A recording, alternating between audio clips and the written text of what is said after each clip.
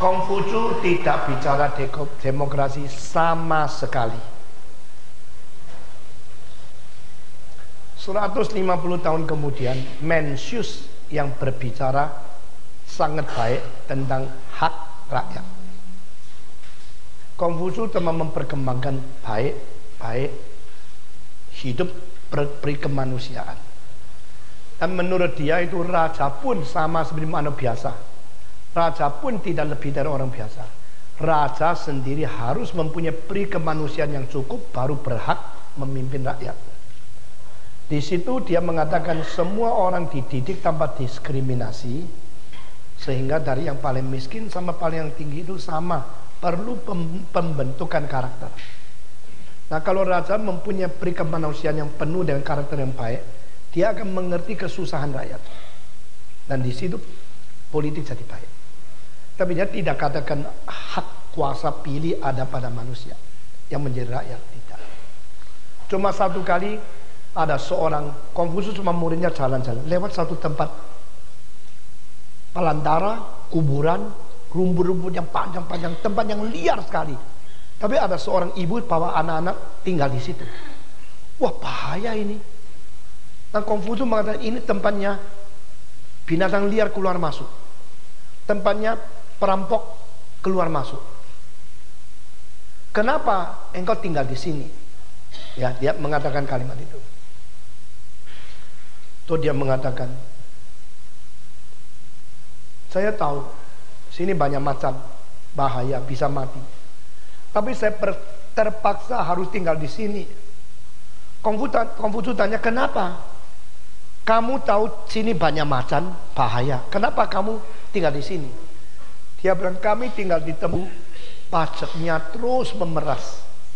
Ya, ini singgungannya, pajaknya banyak sekali. Pemerintah dan raja di situ peras-peras sampai kita untung apapun uangnya habis.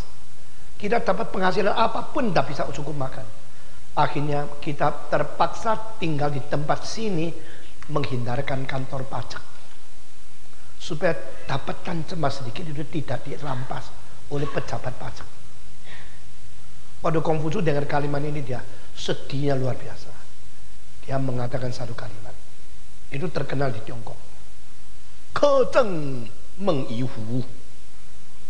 Pemerintahan jahat lebih ganas dari macan. Semua pemerintah yang jahat lebih ganas dari macan. Dia bilang sama muridnya, kejeng mengihu. Kasihan orang ini. Terus dia pergi.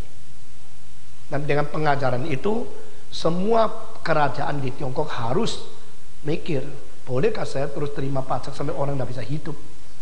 Tapi saya hidup sampai pindahkan sekeluarga pergi tempatnya macan, tempat dekat pekuburan, tempat para belantara, tempat di mana rumputnya banyak, binatang liar pulang pergi di situ. Nah, itu menjadi singgungan kepada raja. Jadi Konghucu tidak langsung menghasut rakyat untuk melawan raja, tidak mengatakan hak demokrasi ada pada rakyat. Kalau dia menghasut itu, dia melawan dia punya teori. Karena dia mengajar setia. Rakyat harus setia kepada raja. Anak muda harus setia kepada orang tua. Generasi muda harus hormat kepada papa mama. Ini menjadikan seluruh masyarakat tentram dan strukturnya itu bisa dijaga dengan baik. Tetapi yang atas mesti mengerti, mesti mengasihi, mesti mempunyai pengertian simpatik yang cukup pada yang bawah. Ini tuntutan dia. 100 lebih tahun yang lalu, sesudah itu, Mencius mengatakan 3 kalimat. Min wei zong, se ji ci zi, jun wei qing. Tulisannya begini. Ini bukan Konghucu ya. Ini Mencius. Min wei zong, rakyat itu paling berat.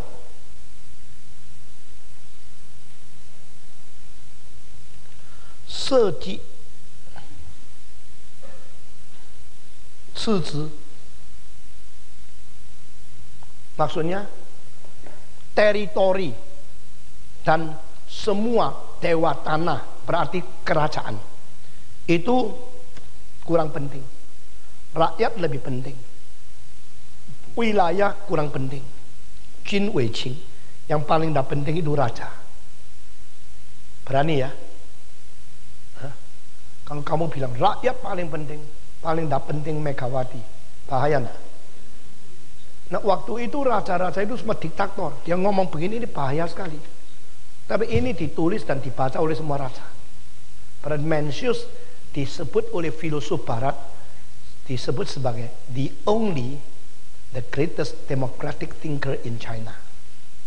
Dia adalah pemikir demokrasi yang paling besar di Tiongkok karena kalimat ini. Dan di dalam memerintah, Konghucu mengatakan 仁政 不是暴政，王道不是霸道。王道itu jalan raja, 霸道 itu jalan diktator. Wang Dao itu ada seorang yang mempunyai peri kemanusiaan yang tinggi sehingga karakternya dia agung sampai dia patut menjadi raja. Itu namanya Wang Dao. Wang Dao xing ren zhen. Orang yang mempunyai jalan raja adalah orang yang melakukan pemerintahan kebajikan, ren zhen. Nah, mengenai ren, nanti kalau ada waktu saya kasih tahu sedikit. Sedangkan Mencius yang 100 berapa puluh tahun kemudian itu disebut sebagai orang suci kedua di dalam sejarah Tiongkok. The second sage in the Chinese history, atau teladan kedua terbesar sebagai orang suci di dalam rakyat Tiongkok.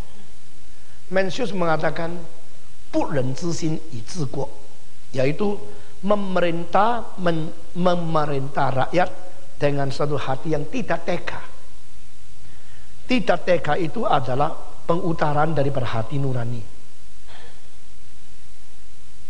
Semua orang harus ada sesuatu, dan sesuatu ini memang sudah ada, tetapi karena dilupakan maka diharuskan kembali, yaitu ketiga-tegaan. Dia bilang, anak orang lain jatuh ke dalam sumur, apa hubungan sama saya? Tapi kenapa saya dengar anak yang di dalam sumur teriak, tolong, tolong, hati saya ngeres. Itu namanya tidak tega. Ya, 不仁之心. Setiap orang itu di dunia ada hati tidak tega. Dan hati tidak tega secara natural sudah diberikan oleh semua orang.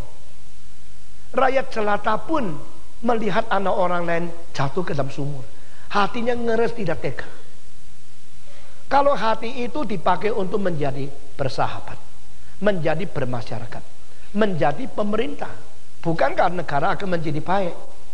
Maka raja paling penting harus mempunyai hati tidak tega.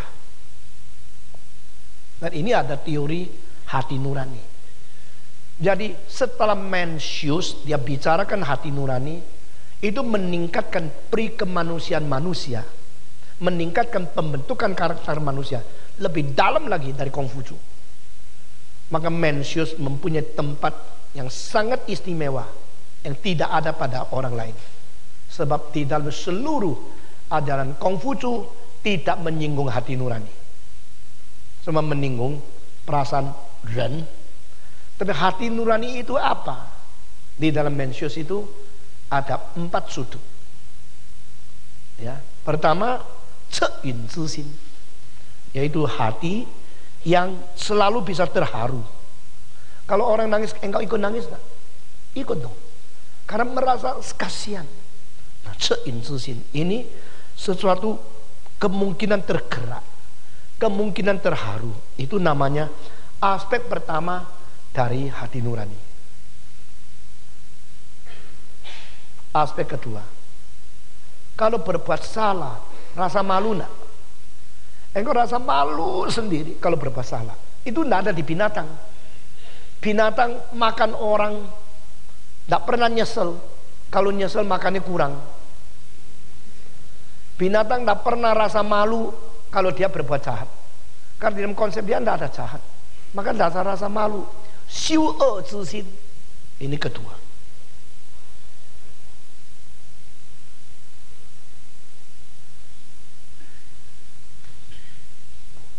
Ketiga, manusia itu kalau kelihatan orang lain yang lebih hormat, lebih tua, engkau suka mengalah enggak? Ada apapun tidak mengalah, itu bukan manusia. Kalau binatang rebutan makanan, tidak peduli yang rebutin mamanya atau adiknya. Pokoknya gua makan dulu. Ya kan, saudara lihat binatang anjing itu kalau rebutan, anak masih kecil disayang, sudah besar rebutan makan mama sama anak sama egoisnya. Rebut. Kalau manusia tidak, please, you first. Ada satu perasaan, aku nantilah, aku ngalah lah. Manusia kalau tidak ada itu bukan manusia.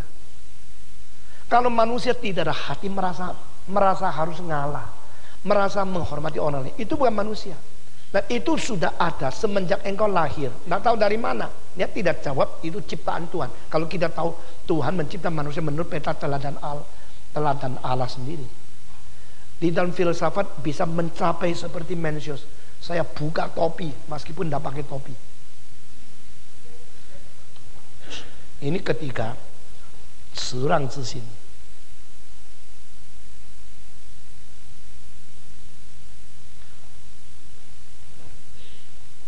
Ini kali saya tidak mengajar Mencius, tapi karena dia tanya, jadi saya keluarkan yang paling penting dari Mencius.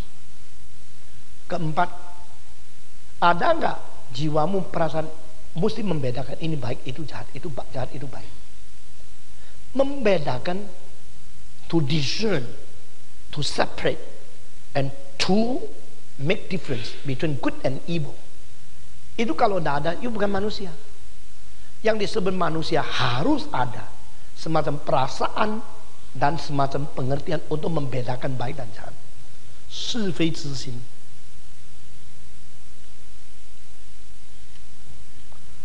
Maka Mencius mengatakan, "Yin zixin, ren jie you zhi." Hati yang bisa terharu, tergerak, yang bisa simpatik, yang bisa simpatos dengan orang lain, itu pasti semua orang ada. Baru dia disebut manusia. Hati yang bisa merasa malu kalau sudah berbuat salah, itu harus ada. Kalau tidak ada bukan manusia. Hati yang suka mengalah, menghormati orang lain, mendahulukan orang lain daripada diri sendiri, itu pasti pernah ada. Kalau tidak ada bukan manusia. Hati yang ini baik, itu jahat, ini tidak boleh, itu boleh. Bedakan baik dan jahat, benar dan tidak benar, itu harus ada pada manusia. Kalau tidak ada bukan manusia. Nah, ini adalah perbedaan antara manusia dengan binatang. The difference between man and animals because of conscience. Nah, ini adalah penemuan atau penguraian respons manusia kepada wahyu umum yang paling penting di dalam Mencius. Bu ren zixin. Nah, kalau raja memperkembangkan ini lebih sempurna dari biasa, bagus. Kalau semua masyarakat manusia memperhatikan keempat unsur ini di dalam bergaul, bagus. Di situ nanti akan mendapatkan hati baik, hati bijak, hati moral, dan hati kebenaran. Ren yi li zhi tergabung di empat ini. Lalu raja mempunyai kebajikan, kebenaran, keberanian. Semua ini dikumpulkan, dia akan menjadi raja yang bijak, yang adil, yang baik, yang berani mengatur. Pemerintahan itu menjadi baik. Jadi di dalam Mencius mencapai ini yang lebih tinggi daripada Konfusius, khusus hal ini. Akhirnya kita melihat Asia sama Eropa, Timur sama Barat mulai bercabang, dan menurut dua orang yang penting ini menjadi corak kebudayaan yang berbeda. Eastern and Western philosophy, the Asian and European culture divided through the influence of two big figures who discern man from all animals. Di Timur, Mencius. Di Barat, Aristotle. Ini integrasi ya, untuk engkau mengerti. Aristotle mengatakan, the difference between man from animals is because human beings are rational being, 理性。Mencius mengatakan the difference between man and animal is because man have the conscious, 良心. Jadi Timur berkembang melalui kebudayaan yang menekan kepada hati. Barat berkembang melalui kebudayaan yang berdasarkan rasio. Maka akhirnya agama di Timur, ilmu di Barat. Ngerti? Jadi orang Barat kalau mau bertapa ke Timur, orang Timur kalau belajar ke Barat. Yuk sudah SMA, sekolah universitasnya kemana? Ke Barat kan? Ada yang mengatakan, "Ma, saya mau ambil gelar doktorku di Papua New Guinea. Saya mau belajar di Kongo." Tidak ada. Karena apa? West develop reasoning, East develop conscience, perasaan jiwa dan agama. Ini di Timur. Perasaan, pengertian, penyelidikan, tuntas, research di Barat. Karena mulai dari dua orang ini, Mencius dan Aristotle. Saudara senang nggak menemukan gini-ginian? Saya ini, pikiran saya itu menjelajah ribuan tahun, menjelajah puluhan kultur, menjelajah ratusan buku, menyelidiki perbedaan persamaan. Saya itu orang repot, bukan repot tangan ke kaki. Kalau you lihat saya seperti orang biasa, berapa jam sampai sini, tidak repot kok. Tapi pikiran saya itu repot. You orang tidak pernah pikiran lebih repot dari saya. Dari muda itu pikiran menjelajah semua negara, semua kebudayaan dari ribuan tahun sampai sekarang terus di dalamnya. Akhirnya keluarkan berapa kalimat, you langsung dengar, langsung catat punya kamu. Enak lu, gampang lu. Tapi gua itu repot, tahu? Repot menyimpulkan semua itu, mesti baca berapa banyak, mikir berapa banyak, akhirnya mendapatkan kesimpulan. Ada beberapa orang di Barat sangat appreciate saya karena waktu saya reduce begitu sederhana, begitu tepat. Dan mereka yang ngerti berapa doktor di Barat selalu tidak ngerti Timur. Yang Timur tidak ngerti Barat. Yang modern tidak ngerti kuno, yang kuno tidak ngerti modern. Dan saya disiapkan oleh Tuhan untuk menjelajah seluruhnya itu, untuk integrasi, dan semua ini sehari untuk menjadi cara saya mentafsirkan Alkitab. Sehingga kalau you dengar khotbah saya lalu baca lagi kitab pentafsiran, sama sekali lain. Waktu cara masuk ke dalam itu konsepnya lain, metodenya lain. Begitulah. Oke, jadi sudah jawab pertanyaanmu ya. Ada pertanyaan lagi? Sementara tidak, kita teruskan ya. Oke, kita hari ini akan selesaikan dengan apa konsep di dalam buku-buku Konfusius mengenai gentleman. Dan saya harap kita semua sesudah dengar, kita menjadi gentleman. Ya, oke. 君子义事而难也也。 Seorang gentleman gampang dilayani.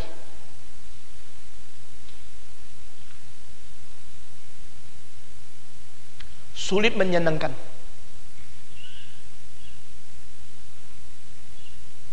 Ini tulisannya so, tapi bahasa kuno sama dengan ye, si ye de ye.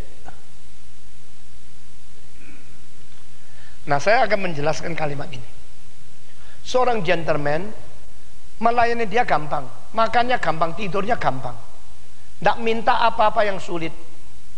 Seorang gentleman itu tidak minta mesti gini, mesti gini, mesti gini baru dia mau tinggal sama kamu. Dia itu cincai, tidak tuntut banyak dalam hal materi, tidak tuntut harus dilayani gini-gini, enggak. Di Malang saya punya seorang tetangga, dia minta sayur itu semua dipotong lebih pendek dari 5 cm. Kalau lebih 5 cm bilang, lu mau gua mati keseretan dah. Nggak boleh lebih dari 5 cm. Dan nyonya itu susah, mesti ukur waktu potong. Melayani suami kayak gini susah. Ya. Tempat tidurnya bagaimana, lampunya bagaimana, pakaiannya bagaimana, semua tuntunnya susah. Susah dilayani. Kalau you melayani saya, baru tahu gampang melayani saya. Kasih makan apa, makan aja. Asal yang boleh makan loh ya. Saya sekarang ya, saben hari tempat tidur lain, bantalnya ada tebal yang tipis, harus sesuaikan di mana. Ya, nanti kalau bulan Januari setiap minggu 4 musim. Di Indonesia panas, di Taiwan dingin, nanti sampai di Malaysia tengah panas, ini panas lagi. Saben minggu 4 musim. Nah saya saben hari mesti menyesuaikan diri. Di dalam lingkungannya berbeda, orang berbeda. Di sini pakai taksi, di situ pakai bus, di sana pakai kereta. Lalu hari ini bangunnya sore, hari itu bangunnya pagi-pagi karena kapal terbangnya jam 7. Nah saya mesti menyesuaikan setiap hari lain. Tapi saya anggap tidak apa-apa. Makan apapun tidak apa-apa. Saben hari makannya beda, tidak apa-apa. Karena sudah dilatih untuk gampang hidup. Itu namanya seorang kalau gentleman gampang dilayani, tapi susah menyenangkan dia. Apa artinya susah menyenangkan dia? Dia mempunyai ide terlalu tinggi. Dia demand, mesti gini. Jadi pekerjaan, karakter, pelayanan, sama cara menjadi orang bertata krama ada tuntutan yang tinggi. Tapi pribadi orang itu tidak perlu dilayani susah payah. Ngerti? Ini namanya君子易事而难也也. Seorang gentleman very easy to be served, but very difficult to please him. Kita mau menyenangkan Tuhan gampang nggak? Tidak gampang. Tapi Yesus ke dunia dilayani gampang nggak? Gampang. Anak manusia datang bukan untuk dilayani kok, untuk melayani. Jadi apa yang dikatakan oleh Kongfucu sudah dijalankan oleh Yesus semua. Dan bahkan sebenarnya Kongfucu mendapatkan wahyu umum responnya kayak gini. Ini hebat tuh. Kalau kita bangkit agama-agama semua yang paling penting itu ada miripnya, tapi tetap paling tinggi itu Yesus Kristus. Karena dia sendiri menjalankan, dilayani bukan melayani. Dia melayani bukan dilayani. Lalu kalimat selanjutnya adalah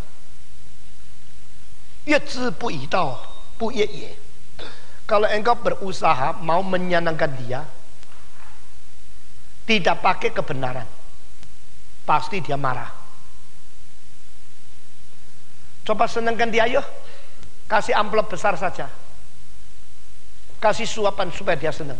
Dia tidak mau. Dia maunya engkau membenarkan, melayani dia dengan kebenaran. Kalau kau jalan benar, kau betul-betul bagus, dia senang. Jangan berusaha menyenangkan dia pakai hal-hal yang melawan kebenaran. Seorang gentleman disenangkan oleh orang kalau bukan dengan kebenaran, dia tidak terima. Ada seorang wanita agung di Semarang, suaminya itu tukang judi, dan tukang judi yang penuh hoki. Karena apa? Setiap kali judi, setiap kali menang. Hebat. Tidak pernah kalah. Suaminya itu hebat, hoki, rezeki. Lihat judi, jadi. Judi menang, tidak pernah rugi. Dan setiap kali polisi datang pasti dia tidak ada.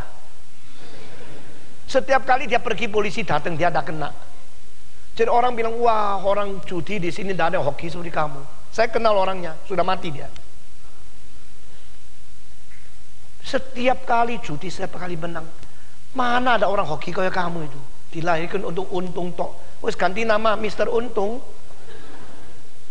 Setiap kali polisi datang engkau baru pergi. Polisi datang, tidak pernah kena. Enak ya kamu itu. Akhirnya dia sama sekali tidak judi. Karena apa? Karena istrinya waktu melihat dia bawa uang banyak pulang judi, istrinya tidak mau pakai 1 rupiah. Ini loh kasih kamu. Enggak ya, uang judi jangan kira saya mau pakai 1 rupiah. Saya tidak akan disenangkan karena uang judi. Lebih baik kamu kasih saya makan garam, hidup dengan kurus kering, daripada makan dengan enak-enak karena uang judi. Setiap kali bawa pulang dihina, bawa pulang dihina, bawa pulang dihina. Akhirnya bilang, kalau gini buat apa saya judi, masih hoki-hoki bocah dong. Istri saya tidak seneng kok. Akhirnya dia dengar Injil dari seorang pendeta dari Hong Kong. Dia bertobat, dia nangis, dia minta maaf kepada istri. Uang judi kamu tidak mau, itulah mengakibatkan saya pikir ulang hidup saya untuk apa. Nah, istrinya itu cinta, ya, menyenangkannya. Kalau tidak pakai kebenaran dia tidak senang. Bagus nggak? Nah, jadi you orang kalau dapat profit tidak tanya profitnya melalui jalan apa, pokoknya terima toh. You xiaoren, Apalagi pokoknya untung pakai cara menipu, mencoleng, mengapa saja. Itu perampok halus. Dan yang menjadi istri jangan mau terima kalau suami begitu. Ya, jadi anak jangan mau pakai kalau papa begitu. Ada seorang kaya yang terkenal sekali di Indonesia. Baru dibuat besar-besar di Singapura. Dia pelihara perempuan. Sudah pelihara perempuan, kasih uang ratusan ribu dolar. Lalu suruh perempuan itu cari lagi perempuan yang lain untuk jadi istri kecilnya dia lagi. Padahal istrinya sudah banyak di Indonesia. Akhirnya perempuan itu tidak berhasil mencari perempuan yang lain. Dia marah, suruh kembalikan uang ratusan ribu.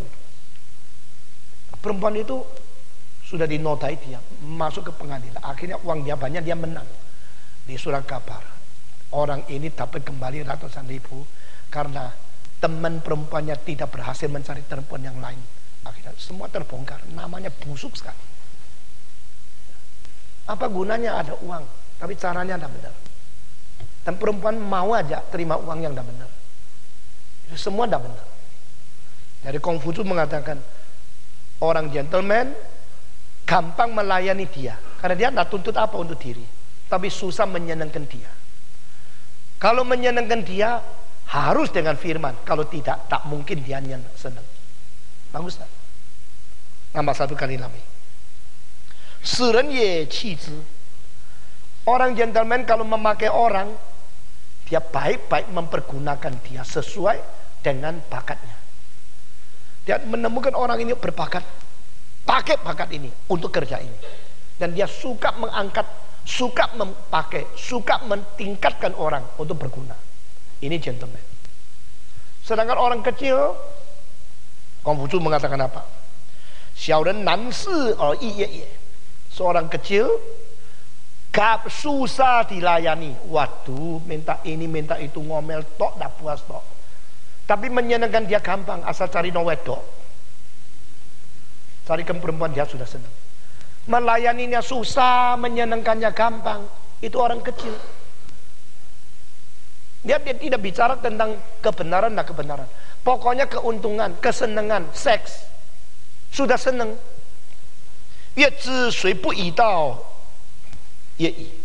Mau menyenangkan dia gampang. Meskipun tidak pakai kebenaran, juga dia senang kok.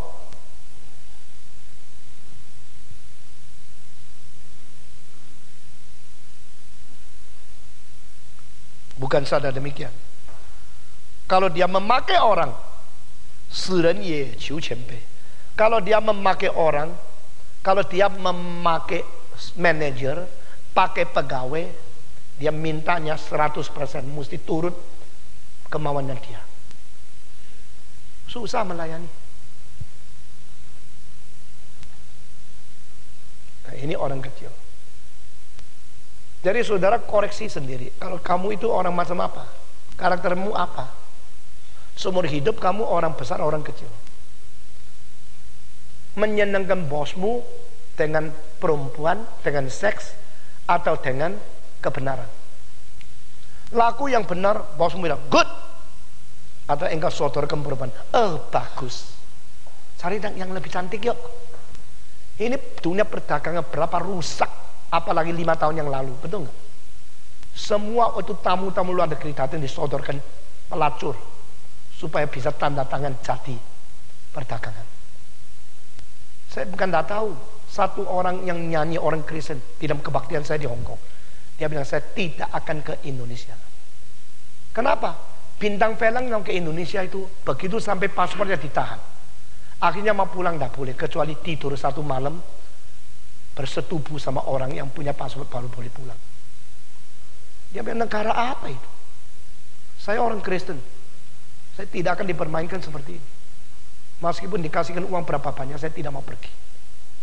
Itu bintang film yang nyanyi, bintang nyanyi itu namanya Xu Xilan. Dia ngomong sendiri, karena saya bikin kebanggaan rohani besar di Makau, mereka undang dia nyanyi sebelum saya khotbah. Lalu di ferry dia ngomong sama saya. Saya bilang, kenapa engkau tidak ke Indonesia? No, that kind of country I will never go. Itu negara yang memeras perempuan, ditahan paspor. Saya tidak boleh pulang kalau tidak boleh. Begitu mau ambil paspor suruh tidur sama orang di situ. Jadi kita melihat dunia terlalu jahat dan banyak orang demi profit berani berbuat segala hal yang tidak beres. Itu bukan gentleman. 小人难事，易也是 gampang. Ini bukan nan, gampang disenangkan. 越治水不以道，使人求前辈. Ini adalah orang kecil.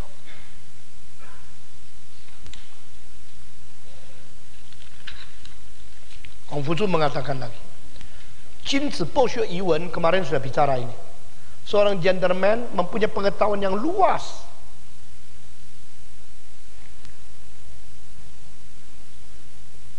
Dia mempunyai pengetahuan yang bebas, luar, pintar, banyak pengetahuan. Tetapi membataskannya semua dengan di dalam tata krama. Semua pengetahuan dipergunakan dengan peraturan yang betul-betul mengikat. Tidak sembarangan.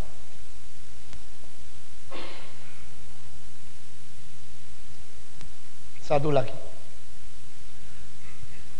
君子怀图, 君子怀德, seorang agung gentleman mengandung moral di dalam jiwanya. 小人怀图, orang kecil itu hanya mengandung keuntungan yang remeh saja.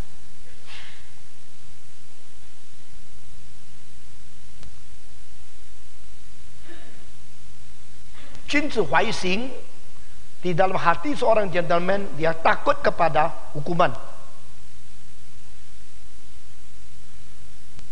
小人怀慧, di dalam hati orang kecil hanya taunya persen-persen yang kecil. Kebaikan, keuntungan sokoan.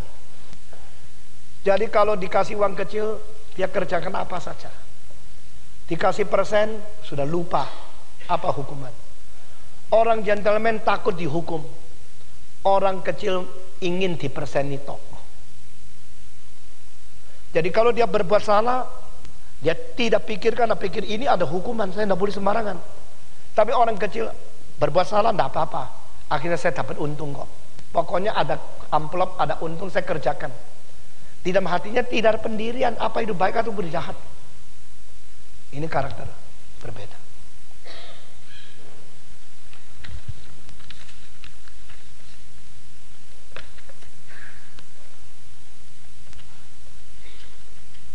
Masih ada lagi.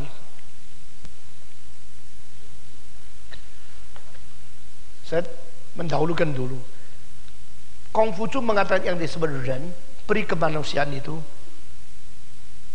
ada 5 hal yang penting.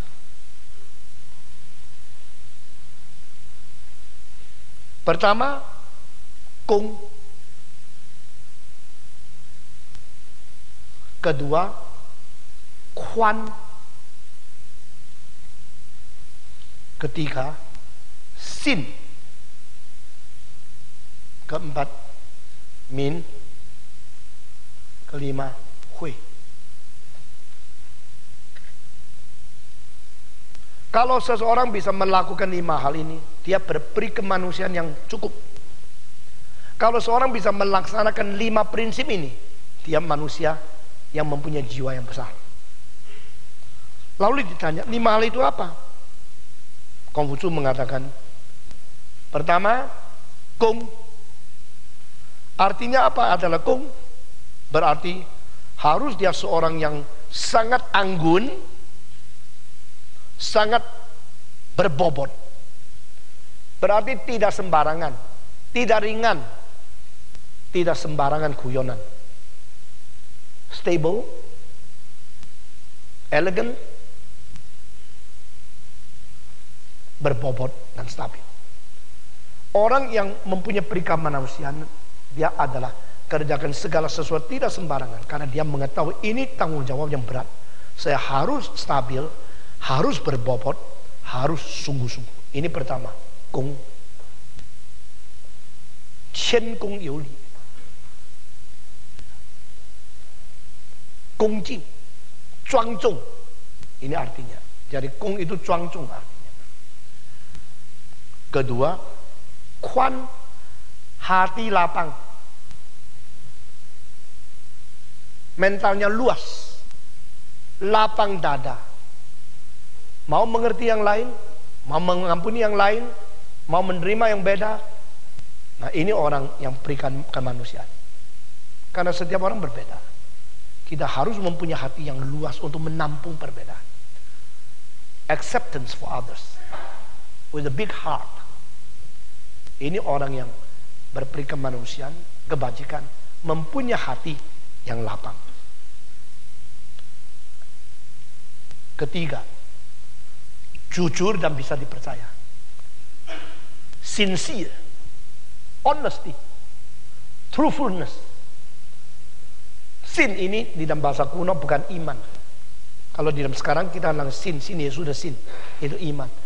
Tapi itu adalah yang bisa dipercaya, yang jujur, yang sejati, yang dari sedalam-dalamnya sungguh-sungguh hatinya. Nah, itu orang namanya sin. Seorang yang berperi kemanusiaan mempunyai kebobot yang stabil, mempunyai hati yang lapang, mempunyai karakter yang bisa dipercaya karena jujur. Keempat, yaitu mempunyai kecerdasan yang lincah. Kecerdasan yang lincah. Dan bekerja itu juga sungguh-sungguh.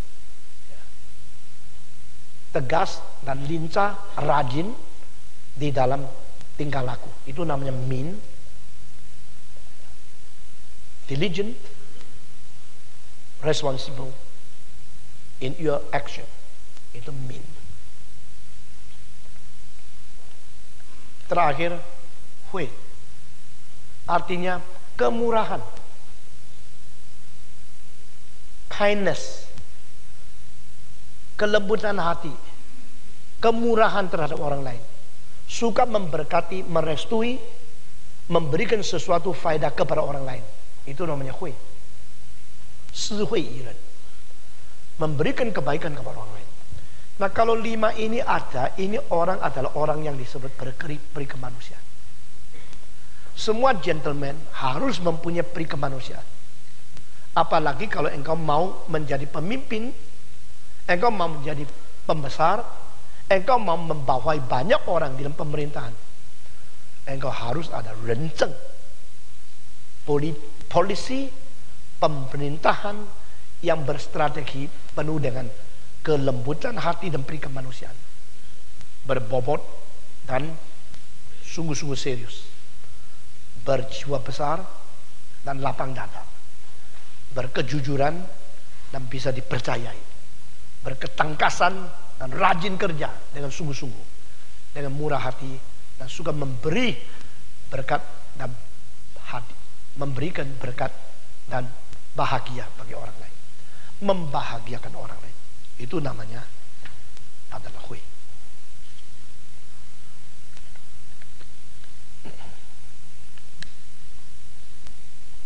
Lalu ada murid-murid Yesus juga murid-murid dari Konghucu juga membicarakan tentang apa artinya orang besar. Itu juga dicatat. Nah, kita akan menyambung dengan beberapa kalimat daripada orang-orang yang bicara tentang kebajikan dan tentang orang agung itu. Ada satu murid namanya Zilu. Ini murid Konghucu yang selalu muncul di dalam bukunya Zilu. Ini bukan Konghucu yang berkata, tapi buku Konghucu menulis Zilu mengatakan, ya, dia tanya kepada gurunya, seorang gentleman ada keberanian enggak? Jadi mesti baik, mesti ini. Beraninya gimana? Konghucu mengatakan, ini yang tanya, Junzi sang yongfu, seorang gentleman juga menjunjung tinggi akan keberanian atau tidak? Konghucu menjawab, Junzi yi wei sang, seorang gentleman mengutamakan dulu akan keadilan.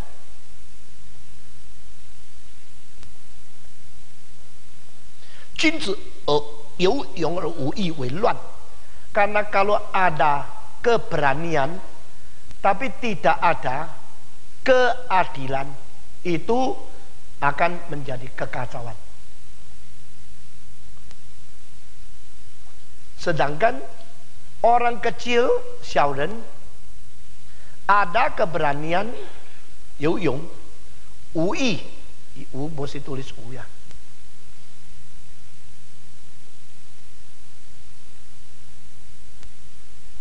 Weitao. Orang kecil ada keberanian, tetapi kalau tidak ada keadilan, dia itu menjadi seperti perampok. Makanya berani itu penting, tapi berani itu baik untuk gentleman maupun untuk orang kecil, harus dibatas dengan apa? Keadilan. Nah, saudara-saudara, tadi pagi saya mengajar teologi penginjilan. Saya membandingkan itu yang disebut the perfect man, ideal man di dalam orang Gerika, yang diturunkan daripada dua buku yang penting, satu Iliad, satu Odyssey, yang ditulis oleh seorang penyair yang buta. Namanya siapa? Siapa? Homer. Homer adalah seorang pujangga yang terbesar, tidak menulis syair. Syair Iliad sama Odyssey itu membicarakan tentang peperangan di Troa. Sesudah selesai, terus yang perang itu pulang dari Troa pergi ke Ithaka. Ithaka itu satu pulau, dan pulau itu mempunyai seorang raja. Raja itu adalah Ulysses, atau bahasa Gerikanya Odyssey. Dan menurut orang Gerika, seorang yang sempurna harus mempunyai 4 hal. Ini sekarang bukan Konghucu ya, ini Greek culture ya. 4 unsur pembentukan karakter yang betul-betul sempurna adalah: pertama, wisdom. Kedua adalah righteousness.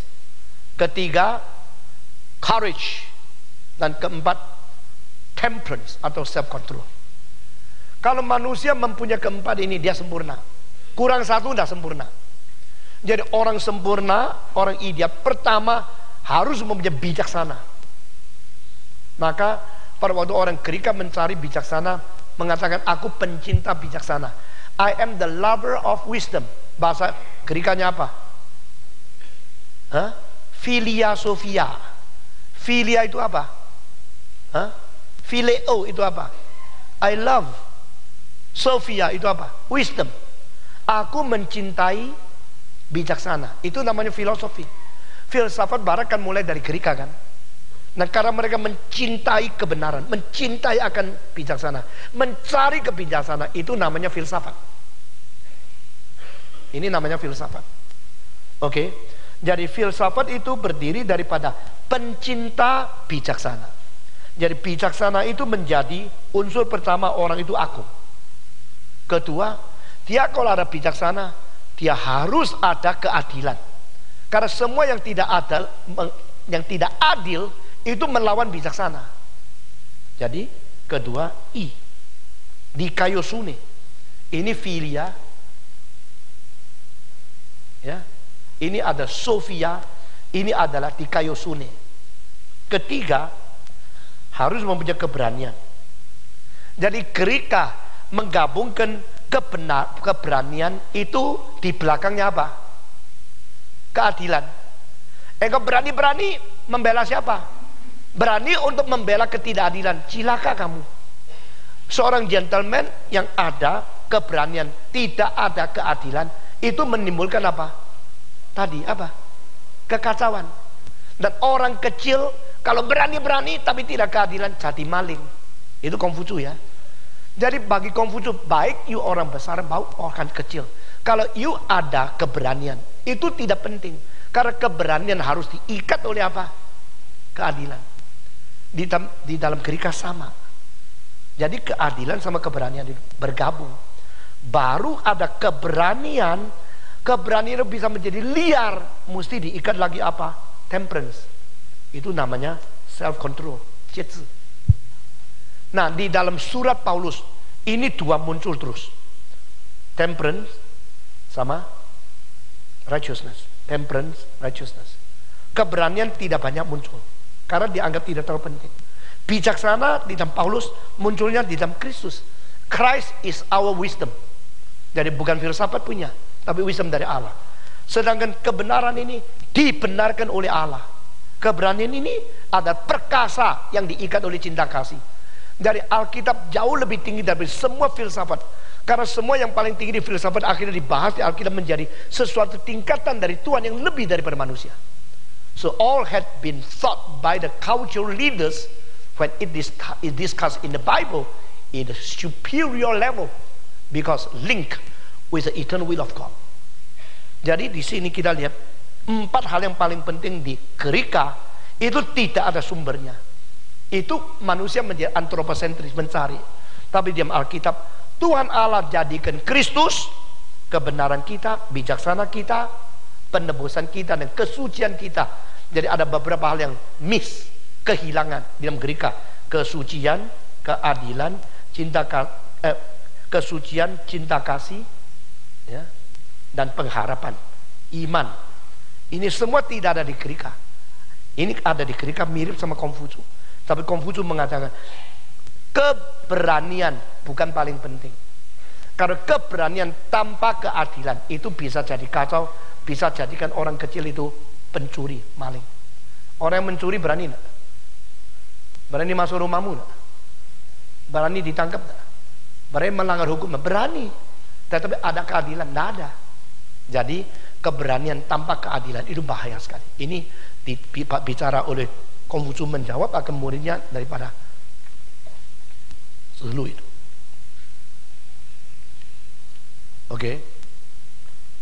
Lalu ditanya sama muridnya satu lagi, namanya Zikong. Ini juga salah satu murid yang paling penting daripada Confucius, Zikong. Dia mentanya, Jinzi ye you wu bo. Di sini, apakah seorang gentleman juga ada yang dibenci? Nah, ini pertanyaan yang bagus kan? Karena seperti gentleman itu semua sempurna. Dia ada yang tak senang, ada yang dibenci atau tidak? Jinzi ye you wu, zi ye you wu. Wu chen ren zi wu ze. Maka Konghucu menjawab, orang gentleman ada yang dibenci. Apakah yang dibenci oleh dia? Dia mengatakan, orang gentleman itu membenci untuk menyebarkan akan kalimat-kalimat yang jelek dari orang lain. Jadi bukan membenci orangnya, membenci kejahatan. Ya. Dia tidak senang menyebarkan hal-hal yang tidak berguna, tidak suka ingin butaulo, tidak suka mesalahkan atau mengejek-ejekkan orang lain di belakang. Ini kebenciannya dia. Bukan saja demikian, orang yang benar juga membenci orang-orang di bawah yang suka memfitnah orang di atasan. Barang siapa yang memfitnah akan orang atasan-atasannya, kamu mesti benci dia. Karena itu ada tindakan seorang gentleman. Bukan saja demikian, orang yang gentleman juga membenci segala hal yang sama sekali tidak ada gunanya dan dipertahankan sampai akhir. Nah, ini adalah kalimat-kalimat mengenai sifat dari orang yang gentleman itu mestinya bagaimana. Nah, saudara-saudara, mengenai gentleman dan orang kecil, banyak ajaran yang begitu agung di dalam kalimat-kalimat Konghucu. Ya. Satu lagi, Konghucu mengatakan, Junzi yi wei zhi. Seorang gentleman, saya tulis dulu,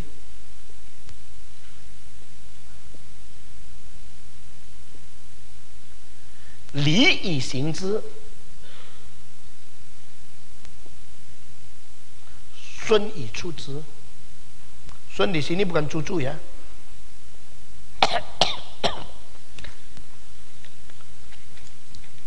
Xin yi cheng zhi.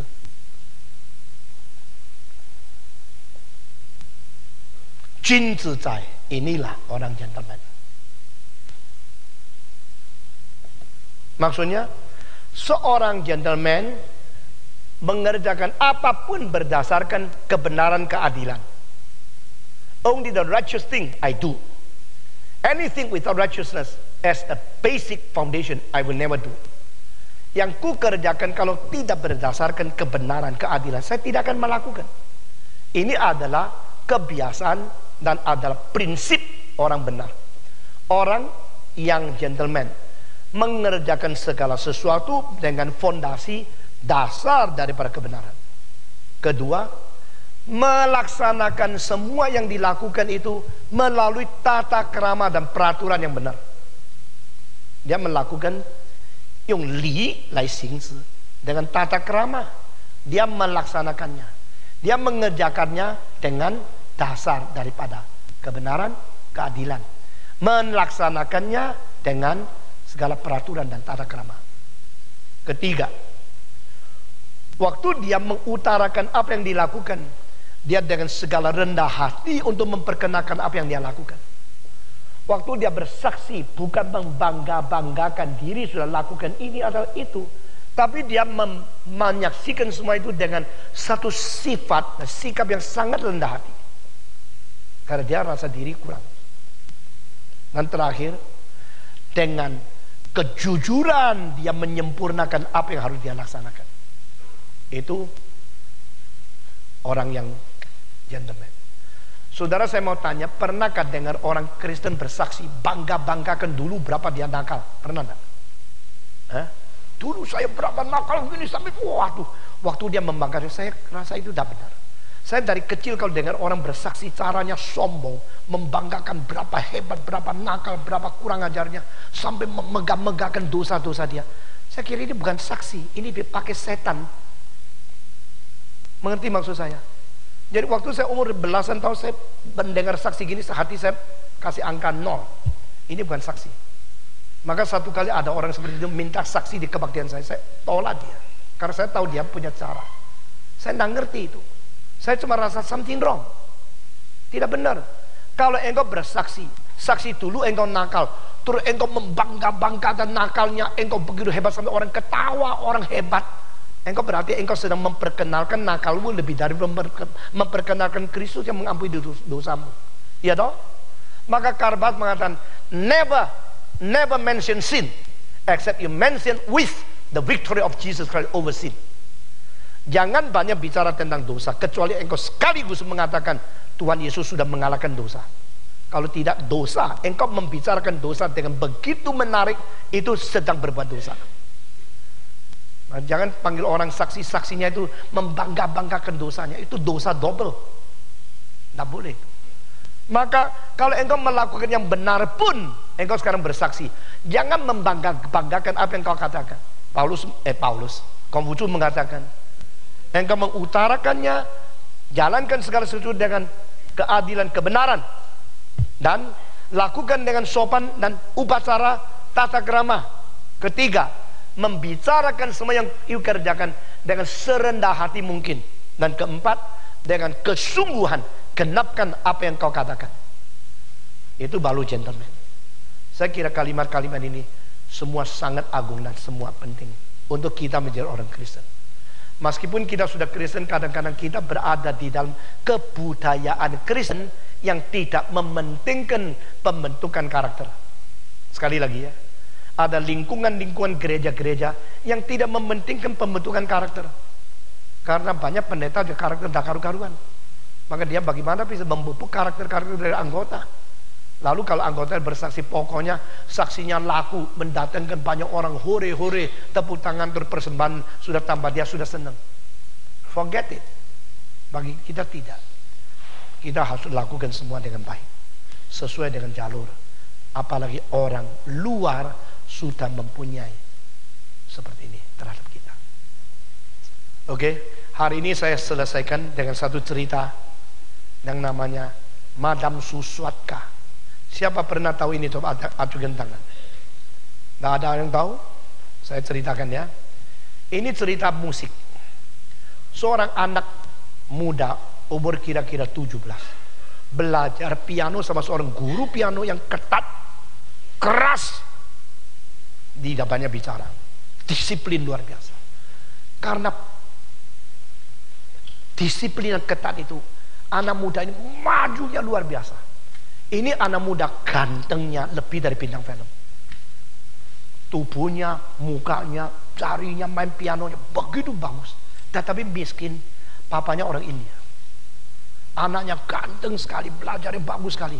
Dan Madam Susatka, guru piano ini, dia itu seumur hidup baru menemukan anak jenius seperti ini. Aduh, dia senang sekali. Maka dia makin cinta anak ini, makin ketat dia mendisiplin. Dia bukan orang sembarangan. Memberikan pelajaran banyak sehingga dia maju makin lama makin hebat. Sampai sudah begitu sempurna, timbul masalah. Karena apa? Papa mama anak ini mengirim anak belajar supaya cepat-cepat boleh cari duit. Dia bayar terus uang les. Sekarang sudah pintar, kenapa tidak kasih kesempatan konser? Kenapa tidak naik mimbar? Kenapa tidak naik panggung untuk konser? Maka mereka mulai jengkel sama guru ini. Ngerti maksud saya? Guru ini tidak tahu, pokoknya tidak boleh konser, tidak boleh. Jadi pelan-pelan orang-orang tua itu mikir, ini guru ada psychological problem. Orang tua hatinya sempit, takut kalau muridnya lebih terkenal. Mereka mulai curiga, mulai membuat sebanyak pikiran itu yang sangat tidak puas kepada guru. Ya. Kalau menurut kitab Konghucu,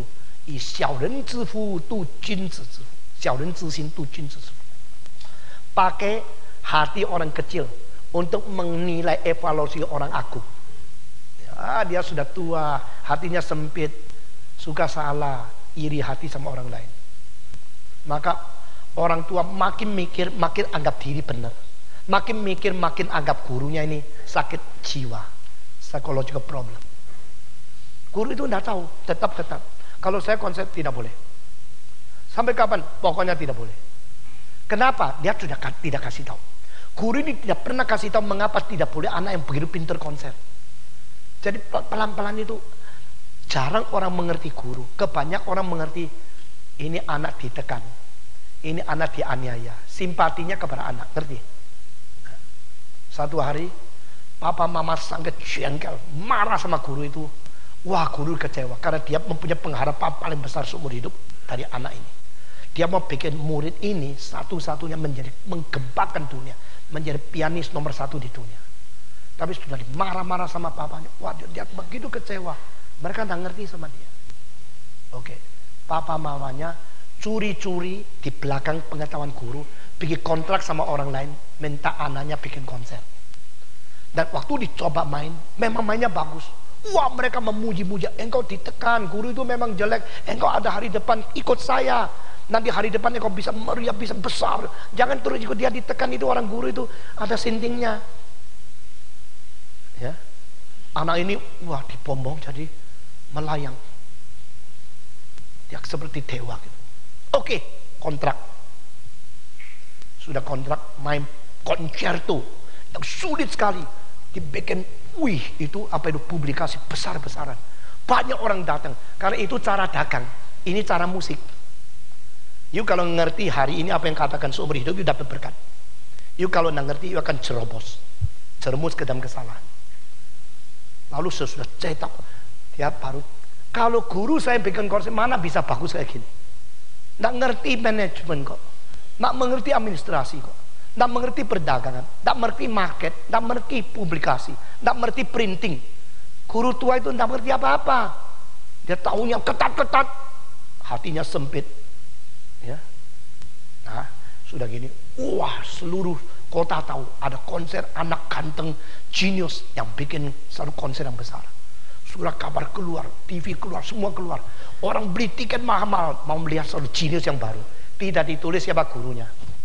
Kalau anak muda kalau pinter semua pikir diri pinter, lupa gurunya. Yuk dengar. Lalu ribuan orang datang dengar konser, pakai dasi, pakai waduh, tiket jual mahal. Ini berapa puluh persen akan kepada anak ini. Nah, papa mamanya pikir, sekarang hariku mulai ekonomi baik. Dari kecil miskin, penghasilan semua itu sebagian besar untuk dia belajar piano ditekan sampai sekarang. Ini harinya saya akan kembali. Lalu anak ini saking senengnya, dia memberikan apa itu tiket yang paling mahal kepada gurunya. Bukan supaya gurunya nonton, supaya guru sadar. Lu salah menekan saya. Nggak usah kamu tekan saya pun bisa ada hari depan. Gitu loh. Gurunya melihat, tidak tergerak, taruh di situ, nangis. Kalau ketahuan dia nangis, nyesel sekarang ya. Sekarang lu nyesel ya, lu tekan saya, baru tahu lu dosa. Itu manusia selalu seperti ini. Ini sebenarnya pengertian tentang gentleman and small man. Nah, ini cerita penting buat kamu ya, karena sudah belajar ini. Hari itu tiba, guru itu tidak mau pergi, karena dia tahu tidak seharusnya dia pergi. Rencana dia dirusak karena konser itu. Tapi dia tidak bisa utarakan kepada siapapun, dia orang paling tersendiri di dunia. Dan murid itu pakai jas bagusnya, seumur hidup paling ganteng hari ini. Dan dia mainnya sudah pintar sekali, tapi tidak ada pengalaman konser kan. Lalu dia naik ke panggung, mulai main. Waktu dia main, wah, movement pertama tepuk tangannya semua begitu meriah. Wih, baru lihat ada anak muda begitu pintar, hebat. Sampai movement terakhir, saudara-saudara, gurunya itu dengan gemeter pegang akan undangan itu, ambil keputusan, saya pergi. Meskipun saya pergi, ini waktu sudah selesai. Saya mau lihat selesainya bagaimana. Dia pergi, pakai baju bagus, tapi dia lambat. Dan dia tidak mau masuk dari pintu. Dia dari pinggir mau lihat murid yang terbaik itu akibatnya apa. Konser yang besar ini. Konser yang lebih besar dari mungkin dia sediakan. Dia melihat dari pinggir panggung. Melihat muridnya itu main begitu bagus. Main sampai saat paling penting lupa. Wah, cilaka. Lupa, berhenti kan. Orkestranya terus main. Pianonya berhenti. You kalau tahu konser, tahu apa yang saya katakan, ini kesalahan paling fatal. Jadi dia mulai gelisah terus, enggak, coba lagi mau masuk, enggak bisa. Yang beli tiket semua jadi jengkel. Loh, ini konser apa ini? Main separuh kok berhenti. Mereka mulai merungut, lihat satu dengan lain. Apa ini? Waktu itu, saat itulah gurunya nengok dari belakang. Dia blank, gurunya blank, seperti orang gila. Blank terus apa? Keluar bayangan. Itu yang terjadi pada waktu dia muda. Ngerti? Guru itu waktu muda kurang mateng main konser. Akhirnya main konser macet. Sesudah itu seumur hidup tidak bisa jadi musikus lagi. Seumur hidup hancur karena satu konser. Sudah ngerti maksud saya? Jadi dia telah ambil keputusan, saya akan latih muridku sampai menjadi pianis terbaik di dunia. Sebelum jadi tidak boleh naik, jangan dia rusak seperti saya.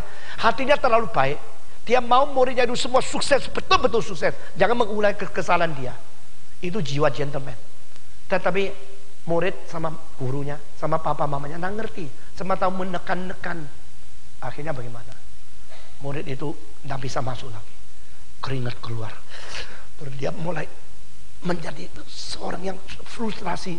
Akhirnya tidak bisa selesai. Konser bubarnya dengan dimaki caci. Dan mulai hari itu murid itu tidak bisa lagi masuk ke dalam konser apa lagi. Seumur hidup habis, hancur.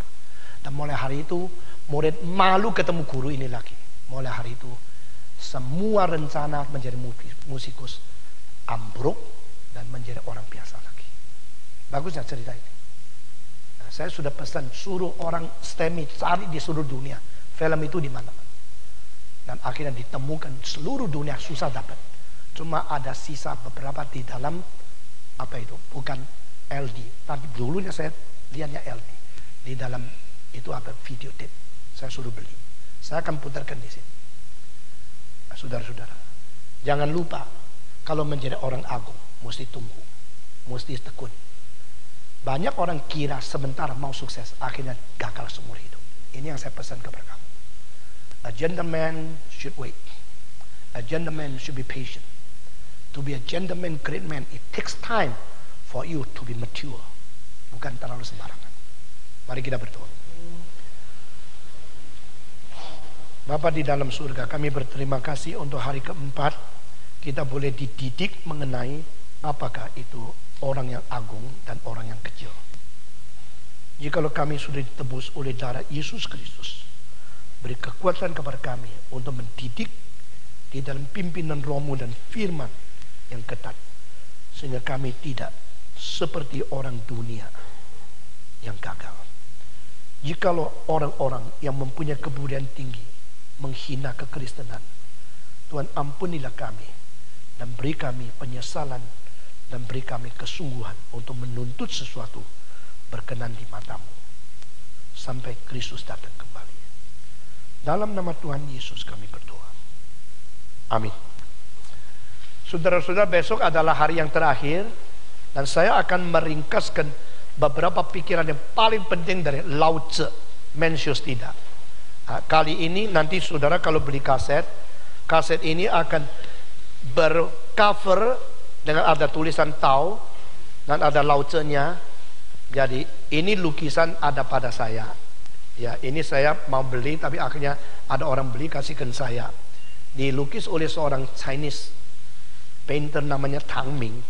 Dia melukiskan Lao Tzu sedang keluar dari tempat di mana tidak mau lagi dia selamanya menjadi pejabat.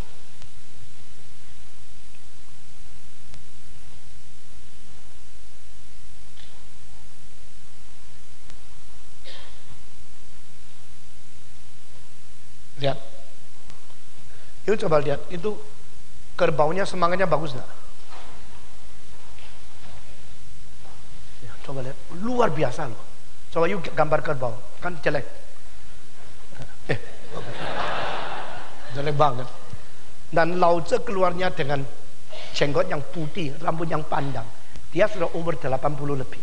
Ambil keputusan tidak lagi mau menjadi pejabat karena politik kotor. Lalu dia keluar untuk apa? Ke pegunungan sampai mati, tidak mau kembali lagi ke tengah manusia. Mau mencari kebenaran. Itu Tao.